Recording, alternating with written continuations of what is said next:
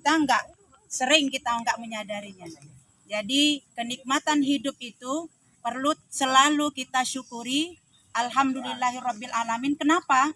Pertanyaannya karena ketika kita duduk di sini dalam keadaan bernafas dan masih hidup, tetapi orang yang sudah duluan mendahului kita, mereka memohon, bermunajat sama Allah, bermohon, ya Rob, ya Allah, tolong sekali aja beri kami kesempatan sebentar saja untuk hidup.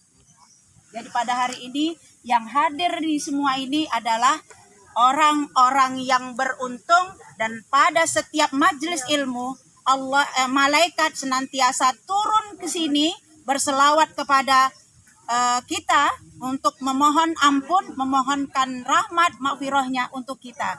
Jadi dari kita melangkahkan dari rumah dengan niat tulus bahwa kita ingin menimba ilmu, ingin bersilaturahim, begitu pula lah dari sekarang sampai nanti kita pulang ke rumah, malaikat-malaikat yang ada di sekeliling kita ini selalu berselawat kepada Allah. Itulah nikmat yang jarang kita sadari.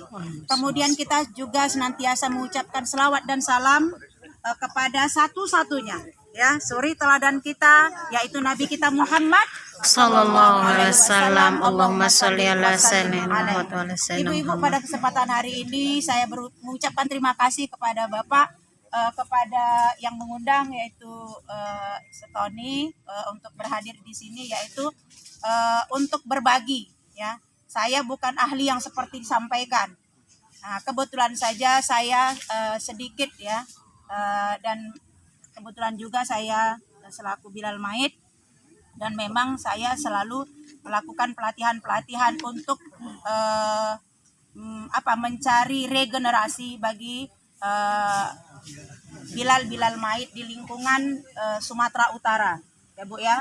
Jadi kalau saya ngasih pelatihan bukan di Medan aja atau di sini saja, tapi saya melakukan pelatihan juga di luar-luar kota, bagaimana kita melihat memunculkan generasi-generasi supaya Bilal Mait, terutama Bilal perempuan, ibu-ibu, sulit Bilal perempuan, ya.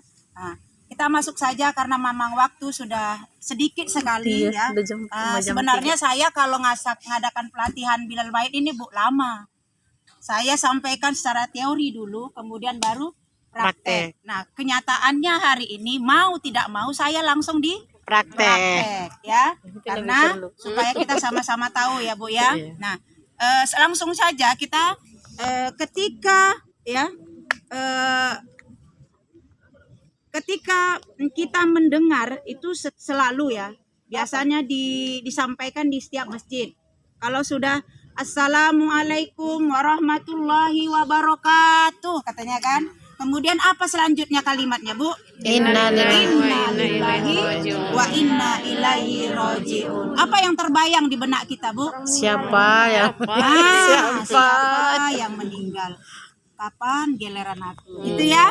Nah, terkait dengan ungkapan innalillahi wa inna ilaihi rajiun. Nah, di situ kita, ya, sebagai umat Islam wajib, ya. Kenapa dikatakan dia fardu kifayah, Bu? Ada yang tahu ini anak-anak sekolah? Kenapa dikatakan fardu kifayah? Wajib.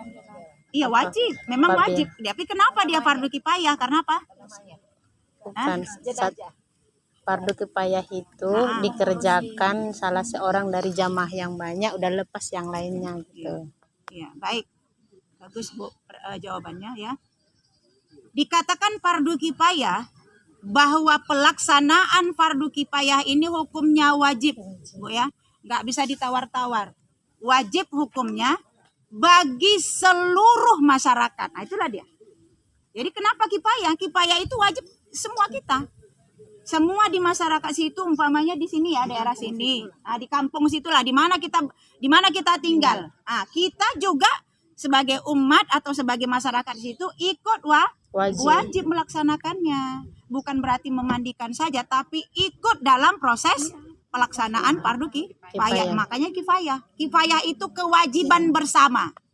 Nah, bedanya di fardu ain apa?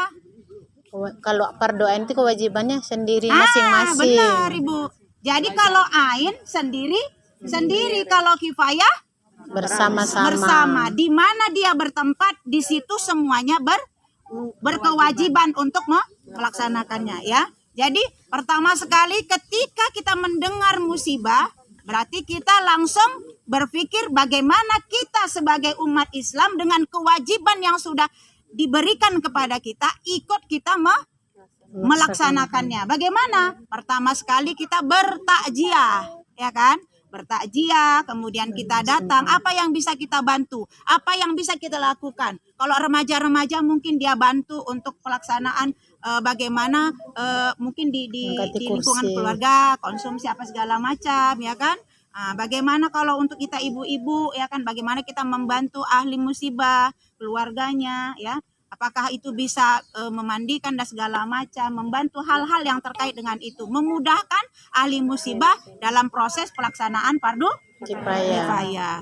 Jadi ibu-ibu sekalian dan anak-anak sekalian, yang pertama yang kita lakukan, yang harus kita siapkan adalah ketika itu terjadi, yang paling utama, yang banyak kita tidak pahami ya, ketika melaksanakan fardu kifayah itu terdiri dari berapa, Bu? Dan sampaikan Ustaz tadi? 4 ya, nggak berubah kata Ustaz tadi ya. Memang nggak akan berubah, Bu.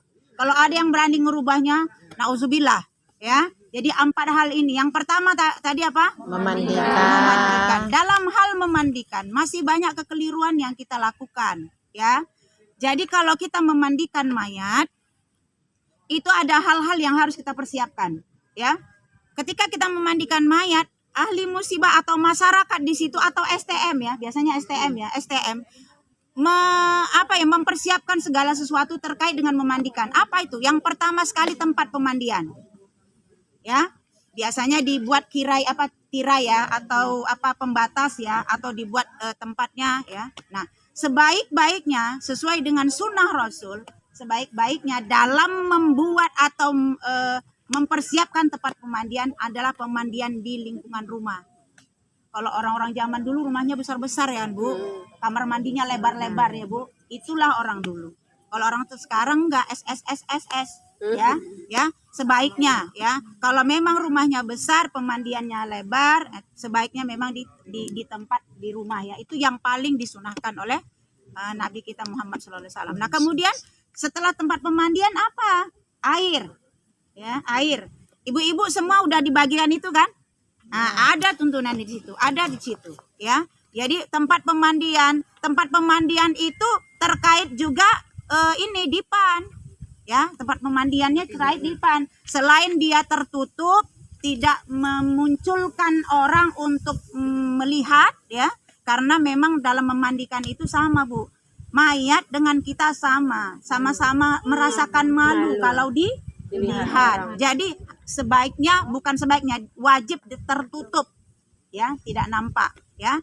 Tempat pemandian, kemudian ada dipan. Nah, sekarang ini kan marak ya, kita lihat di masyarakat itu dipangku ya, Bu ya. Nah, perlu saya sampaikan, dan ini menjadi ilmu bagi ibu-ibu yang hadir hari ini, adalah orang-orang pilihan menurut Allah ya. Kenapa? Enggak mudah, Bu, mengikuti pelatihan Bilal mayit. Saya selalu memberikan pelatihan itu, audiensnya itu udah baper duluan. Nah, udah takut duluan ya. Padahal ini tidak, padahal ini adalah ilmu yang harus kita miliki sebagai seorang muslimah, supaya ketika musibah itu terjadi di diri kita, di keluarga kita sudah bisa mengatasinya. Nah, jadi setelah pemandian tadi, dipan tadi ya, sebaik itu ada dipan. Karena di zaman dulu, saya, Bu, kebetulan saya dari SD saya udah ikut orang tua. Tapi waktu ikut orang tua memandikan, saya nggak mandikan, saya hanya disuruh bantu untuk jelujur kain ya. Nah, itu. Nah, saya mulai ikut memandikan itu kelas 1 SMP. Mungkin ada yang SMP di sini? Ada yang SMP? Ada. Itulah kira-kira.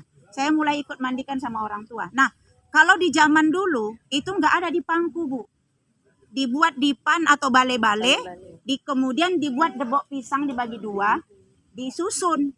Di atas debok pisang itulah mayat ditaruh, dimandikan. Supaya apa, Bu? Supaya bersih. Nah, kalau di Pangku masalahnya ketika kita memangku syarat memandikan yang ada mungkin di dalam situ Airnya ya. harus Ini mengalir. saya hanya ini aja. Syarat memandikan adalah yang memandikan dan yang dimandikan wajib ya Bu. Kata wajib nggak boleh tawar-tawar. Wajib menutup aurat. Nggak boleh. Mentang-mentang dia dimandikan ditelanjangi nggak boleh Bu. Atau sebaliknya kita, mentang kita mandikan ya kan suka-suka aja. Nah ini ya. Karena apa? Kalau kita memandikan di Pangku, kita ke mangku ya, maaf ya Bu ya. Saya ini ya, kalau mangku itu kan gini ya Bu. Kita duduk kan gini tuh. Ini kan kita ya. Nah, nggak mungkin kan kita gini.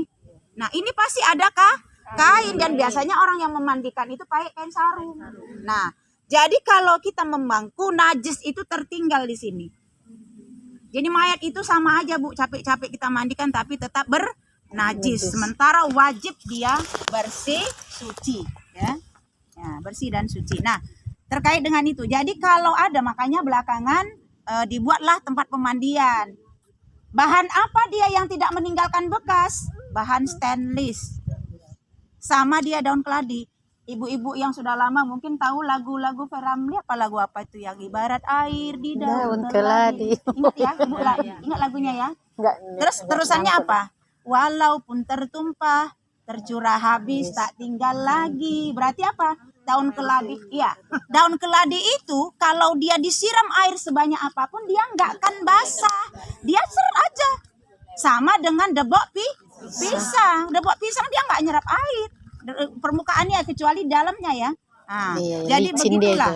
Makanya sebaiknya kalau dalam menyiapkan pemandian termasuk dia tempat pemandian. Kalaupun nanti di Pangku, dari pulang dari sini beri pemahaman itu. Kenapa? Kalau di Pangku bukan berarti karena kan banyak kan gini, udah terakhir kali kayak nggak sayang gitu ya. Bukan itu Bu. Karena ukuran sayang seorang anak atau seorang keluarga bukan diukur dari memangku. Dari apa diukur sayangnya? Ada yang tahu? Iya, doanya, sholatnya. Kalau dia cuma mangku doang, nggak sholat, nggak doa, nggak apa-apa, nggak ada gunanya. Karena yang diharapkan oleh orang tua kita, keluarga kita adalah doa. Nah, terkaitnya. Jadi dari sini ke depan, ibu-ibu, anak-anak sekalian, kalau misalnya ada tempat pemandian, baiknya dibuat tempat pemandian. Kemudian apalagi yang dipersiapkan? Air mutlak atau air yang bersih, ya, air yang bersih. Bukan air yang udah bekas-bekas ya air yang bersih. Kemudian apalagi? Sabun.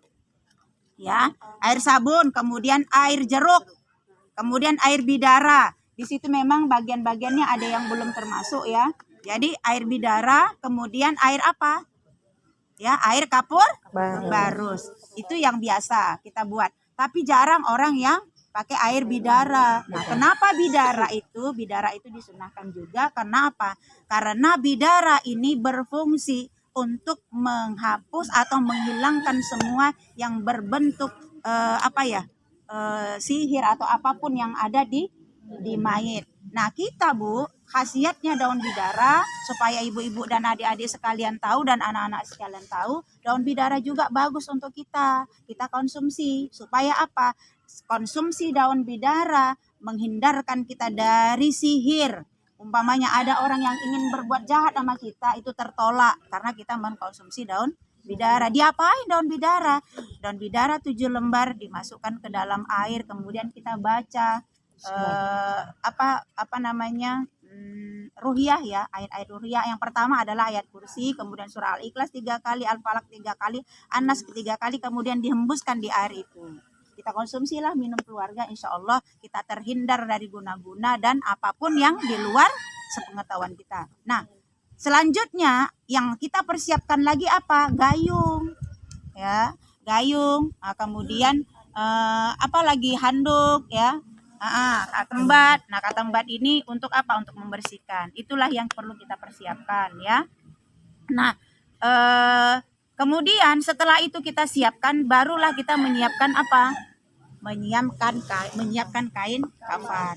Bu, Ibu tahu nggak istimewanya kita? Tahu nggak? Perempuan ini istimewanya tahu nggak? Allah selalu melebihkan kita, Bu. Nah, adik-adik tahu nggak? Kita selalu dilebihkan loh sama Allah. Terutama Nabi kita. Makanya kalau kita sering berselawat, insya Allah Bu, Hadis Rasul mengatakan ketika bertanya seorang sahabat, siapa yang harus kumuliakan ya Allah, ya Rasul? Ibumu. Ibumu. Berapa kali kita, Bu? 3 kali. 3 kali. Ayah berapa? Sekali. Kan lebih tuh kan? Lebih berapa itu? Nah, begitu juga kaitannya dengan fardu kifayah. Kalau untuk kain kafan kita berapa lapis, Bu? 5. 5 itu yang Wajib. Yang sunahnya 7. 7. Berarti lebih kan? Berapa juga bedanya? Kalau 4. laki-laki yang wajib Cuman 3. 3, perempuan 5. Kalau itu yang wajib ya. Nah, jadi jauh. Jadi memang kita dikasih Allah lebih. Karena memandikan mayat pun memang lebih lama perempuan daripada laki-laki. Ya, Bu ya. Jadi kita langsung ke praktek mengkafani ya, Bu ya. Ya. Karena waktunya singkat ini. Saya sengaja bawa boneka 2, Bu. Ini boneka spesial untuk mandikan. Saya ngebayangin seperti yang dibayangkan Ustadz tadi. Bahwa ini lesehan. Karena kalau kayak gitu nggak susah kita ya. Nah, saya ngebayangin gitu. Saya diundang, itu yang kebayang saya gitu. Saya masuk tadi, orangnya pun baru sedikit, kemudian ya udah ya, kita inikan aja. Tapi mudah-mudahan ilmu yang sedikit ini bisa bermanfaat bagi ibu sekalian ya. Nah, kita langsung kepada mengkafani ya.